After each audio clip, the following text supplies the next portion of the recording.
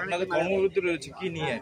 আপনারা জানেন যে 8 তারিখের রাতে আরজিকর মেডিকেল কলেজে সেকেন্ড ইয়ার পিজিটি চেস্ট মেডিসিনের পিজিটি ধর্ষণ আর খুন করা হয়, সে নিয়ে আমরা এই কর্মবিরতি পালন করছি। তাতে জানে মানে যারা দোষী আছে তাদেরকে দৃষ্টান্তমূলক শাস্তি দেওয়া হবে। তো আউটডোর কি পুরোপুরি বন্ধ? Outdoor emergency? না, আউটডোরটা বন্ধ আছে, কিন্তু এমার্জেন্সি এবং এই সার্ভিসগুলো যেগুলো জরুরি সবসময় আছে সেই সার্ভিসগুলো সব। আপনার নাম? আমার নাম আরিফ হোসেন, আমি এখানকার বর্তমান ইন্টার্ন। আন্দোলন করছে, আজকেও করছে। আমাদের এই আন্দোলন লাগাতার চলছে। আরজি করে যে ঘটনাটা ঘটেছে, আশা করি ওটা আর আমার বলার দরকার নেই, অত্যন্ত ন্যাক্কারজনক ঘটনা। মূল যে দাবি নিয়ে আমরা এখন আন্দোলন করছি, ইমিডিয়েটলি পোস্টমর্টেম রিপোর্টটা পাবলিশ করতে হবে, ইমিডিয়েটলি জুডিশিয়াল এনকোয়ারি করতে হবে। পুলিশ যে ভূমিকা নিয়েছে, আমরা পুলিশের উপর আস্থা রাখতে পারছি না। আমরা চাই বিচার বিভাগীয় তদন্ত।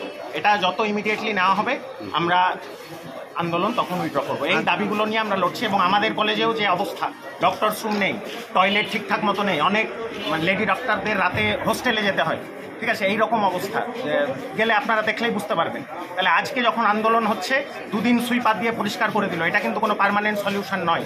তাহলে আমরা বলছি যে স্টাফ নিয়োগ করা হোক, রেগুলার বেসিসে এগুলোকে পরিষ্কার পরিচ্ছন্ন রাখা হোক, proper doctors duty room, proper toilet এগুলোকে বানানো হোক। এটা বহুদিন থেকে এই কলেজের ছাত্রছাত্রী এবং ডাক্তারদের দাবি, সেটাকে মেনে নেওয়া হোক। এবং যে ঘটনাটা ঘটেছে আরজি করে, তার immediately postmortem report publish, immediately judicial enquiry করে দোষীদেরকে অ্যারেস্ট করে তাদের হার্শেস্ট পানিশমেন্ট, 18তম শাস্তি দেওয়া হবে।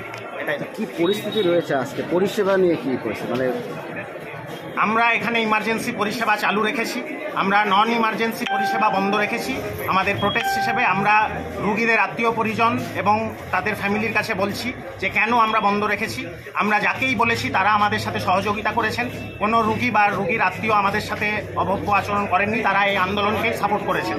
তা আমরা এই বক্তব্যে বলতে চাই যে এই আন্দোলনটা চলছে, আপনারাও সামিল হন এবং ইমার্জেন্সি কিছু হলে এখানে যে যত ডাক্তার আছেন সবাই এখানে হাত লাগাবে, সেটা কোনো অসুবিধা নেই, সেটার কোনো অসুবিধা হবে না। ইমার্জেন্সি হলে সেই ট্রিটমেন্ট আমরা দেব, কিন্তু নন ইমার্জেন্সি পরিষেবা প্রোটেস্ট হিসেবে বন্ধ আছে এবং বন্ধ থাকবে যতক্ষণ না দাবি আদায় হয়। আমি ডাক্তার শাহরিয়ার।